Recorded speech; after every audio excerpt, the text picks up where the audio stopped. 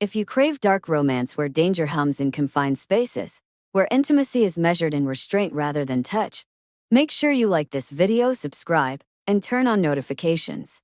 Tonight's story begins inside a stalled service elevator, and with the vampire technician who never looked away from me.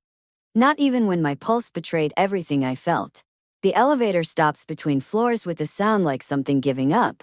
Not a dramatic crash. Just a sudden lurch, a flicker of light, and then silence so complete it presses against my ears.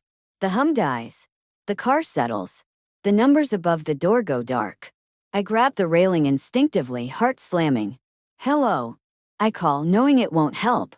I'm in the service elevator because the main ones were down for maintenance. Narrower. Older. No meatus. Just steel walls and a faint smell of oil and dust. The kind of space that makes you suddenly aware of how little room there is to move. I reach for my phone. No signal. Of course. Great, I mutter.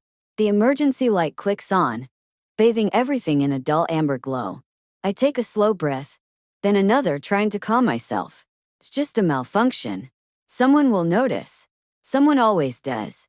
A moment passes, then another. Then I hear it. Movement. Not from the car but from above. Metal shifts. A faint scrape. The unmistakable sound of someone climbing along the shaft. I press my back against the wall, pulse racing. Maintenance. I call, voice tight.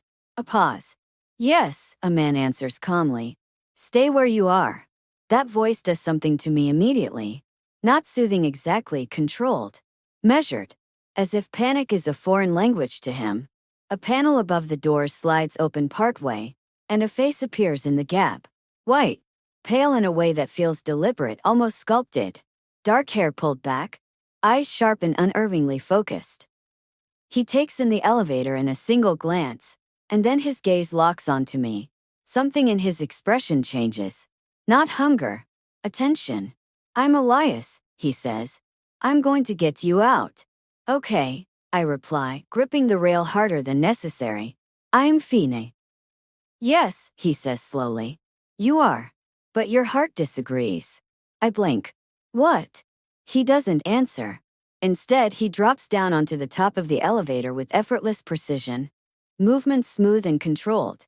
There's a brief metallic clank. Then the panel slides fully open. He lowers himself inside. The space immediately feels smaller. The air shifts the moment his boots touch the elevator floor. It isn't imagination. I know the difference. The space feels heavier, denser, like the walls have leaned inward to listen. He straightens slowly, careful not to crowd me, but the distance between us closes anyway, by necessity, by design. This elevator isn't rated for panic, he says calmly. I let out a short, breathless laugh. Pretty sure panic didn't read the safety manual. His gaze flicks to my face, then drops. Not to my body but to my throat. The movement is so brief I almost miss it. Almost.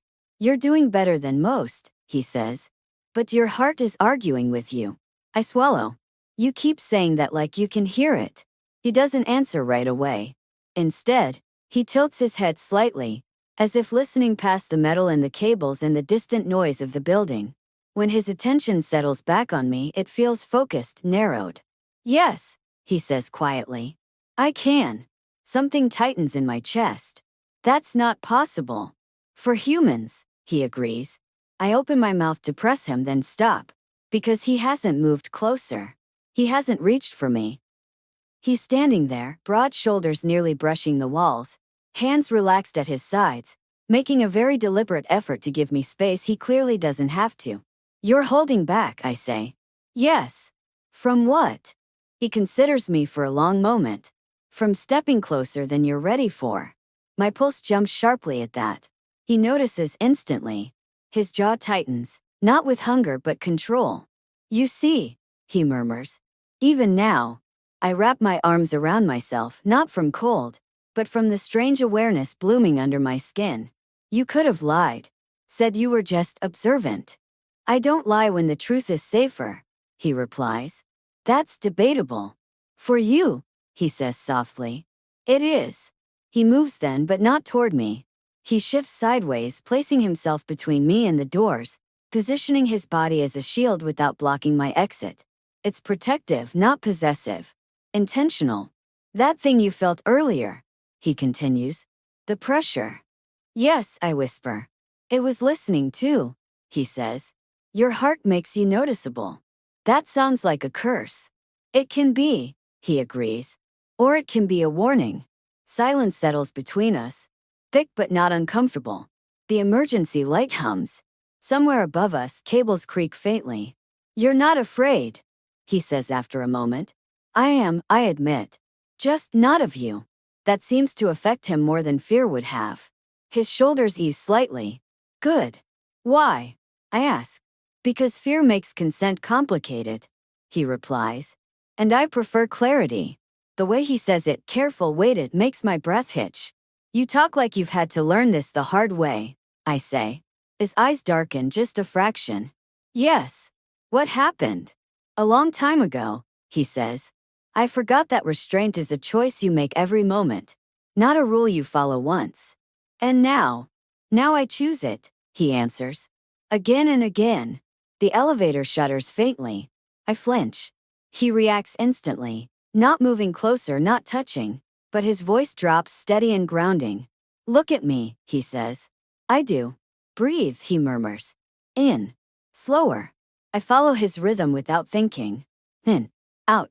My pulse steadies under his attention like a tide responding to the moon. There, he says softly. You're safe. The intimacy of that moment hits harder than any physical closeness could. You're very good at this, I whisper. Yes, he says. Because I refuse to be bad at it. I swallow, suddenly aware of how little room there is between us now. Not because he's advanced, but because I've stopped retreating. You could still step back, I say. Yes. But you won't. No, he agrees. Because you're steady now. And because stepping back would feel like abandonment. The honesty in that steals my breath. Before I can respond, a distant clang echoes through the shaft. Voices calling, equipment moving. Rescue team's close, he says. You'll be out soon.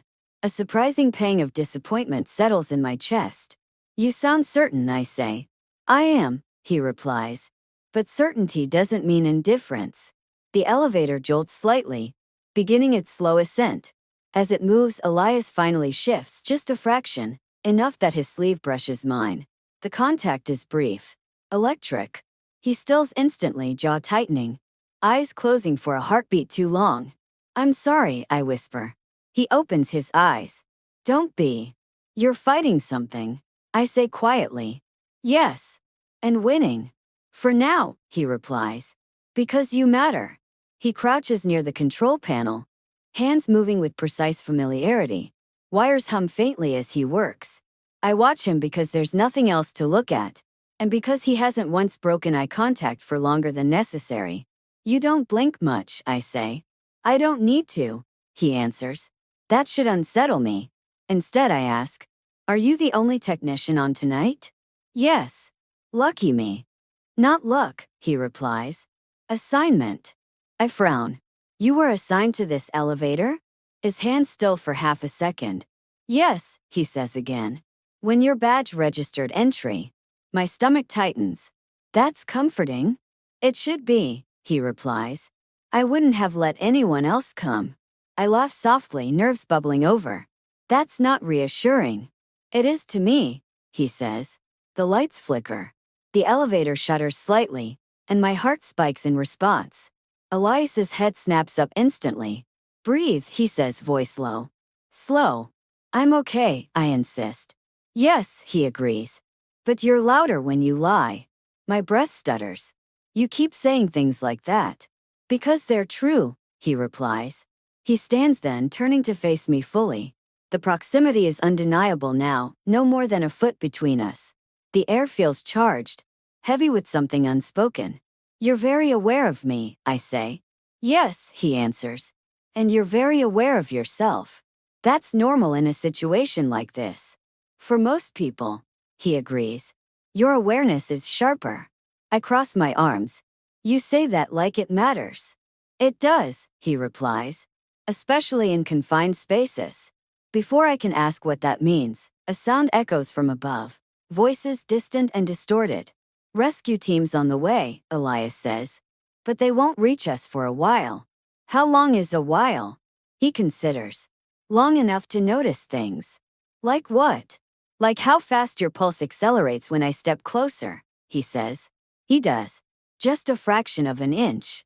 My body reacts instantly, heart racing, breath hitching. I hate that he's right. He stops. See, he murmurs. I'm not touching you. And still. That's not fair, I say. No, he agrees. It isn't. The truth hits me slowly, settling rather than shocking. You're not human, I say. He doesn't deny it. What are you? I ask. A vampire, he answers calmly. The word lands with weight but not fear. You could feed, I whisper. Yes. But you won't. No. Why? Because you didn't consent, he replies. And because I don't take from people who are trapped. Something in my chest tightens at that. That sounds like experience, I say. It is. The elevator hums softly as he resumes working. But now I can feel his restraint like a living thing. The way his jaw tightens when my pulse spikes. The way he positions himself so he blocks me from the doors but never cages me. You're very careful, I murmur. Yes, he says. Carelessness ruins lives. Minutes stretch. Then the danger arrives. The emergency light flickers again, dimming. A pressure fills the space, subtle but wrong. Elias stiffens instantly. You're not alone anymore, he says softly. What? I whisper. Not with me, he clarifies. With something else. The elevator jolts. A presence brushes against my awareness, cold, curious, invasive. My heart slams in response. Elias moves before I can react. He steps directly in front of me, one arm lifting. Not touching but braced against the wall beside my shoulder. His body shields mine completely. Do not be afraid, he says quietly. I won't let it near you. You sound very sure, I say, breath shaking. I am. A voice echoes faintly through the shaft, low, amused, predatory. You're distracted, it purrs. She's protected, Elias replies. For now. The confrontation is swift and brutal. I don't see much, just movement, a flash of fangs, a sound like bone snapping. The pressure vanishes as suddenly as it appeared. Silence crashes back in. Elias turns to me slowly. Are you hurt? He asks. I shake my head. No. He listens. Yes, he says. You're telling the truth. The elevator jolts again, this time upward. They're rerouting power, he explains. You'll be out soon. My hands tremble now that the danger has passed. Elias notices immediately. He hesitates, then gently places 2 fingers against my wrist. The contact is light, grounding. My pulse steadies almost instantly beneath his touch. You said you wouldn't touch me, I whisper. I said I wouldn't take, he replies. This is to keep you calm. And if I wasn't calm, then I'd step back, he says. Always. The elevator doors grind open a moment later, revealing a startled rescue crew. You're safe now, Elias says, withdrawing his hand. I don't want him to. I step out slowly, turning back to him once I'm clear. Will I see you again? I ask. His gaze sharpens, something dark and devoted flickering there. Yes, he says. Elevators fail more often than people think. The doors close. The city resumes its noise. But I don't forget the vampire who stood inches away in a stalled elevator, listened to my heartbeat, and still chose restraint. Because the most dangerous thing about him wasn't the hunger. It was how carefully he refused it.